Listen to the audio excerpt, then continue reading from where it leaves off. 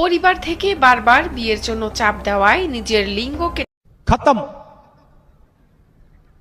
Bye bye tata goodbye गया কেটে ফেলেন মোহাম্মদ নাজমুল মোল্লা নামের এক ২২ বছরের যুবক। বাড়ি থেকে বিয়ের কথা বলে, তো ওর বোন বলছে যে তুই বিয়ে করবি না, কয় না আমি বিয়ে করবো না। তখন ওর মা বলছে তাইলে কি তুই হিজড়া। এই কথা শুনে রাগান্বিত হয়ে সে বাথরুমে যায়,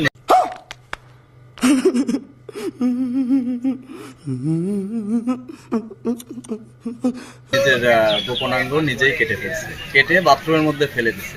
৪ ভাই বোনের মধ্যে চলা গয়া চাঁদ কাহা। ভেকুচালক নাজমুলের বড় বোন বিবাহিত। ছোট আরো ২ বোনের পর নিজে বিয়ে করতে চেয়েছিলেন নাজমুল, অথচ ঠুনকো কথার জেরে ছেলের এত বড় কাণ্ড মেনে নিতে পারছেন না মা। আমার মাত্র একটা ये सब क्या देखना पड़ रहा है। अच्छा है मैं अंधा हूँ। ছেলে, একটা ছেলে কত আশা পৃথিবীর বলি মাও জানে বাপও জানে সবাই জানে, কিরা চায় না যে আমি এক ছেলে দিয়ে ৫ ছেলের মুখ দেখি। ২৬ জুন পারিবারিক পরিসরে বিয়ে নিয়ে কথা উঠলে মায়ের সঙ্গে কিছুটা বাক বিতণ্ডা হয় নাজমুলের। এরপর বাজার থেকে ব্লেড কিনে এনে নিজের গোপনাঙ্গ কেটে নিজের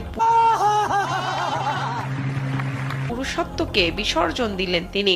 তো অংশ পুনরায় জোড়া লাগানো সম্ভব হয়নি বলে নিশ্চিত করেন এক প্রতিবেশী। কাটা অংশটা পরিষ্কার করে আপনার বাজার থেকে ওই কি বলে আপনার এই যে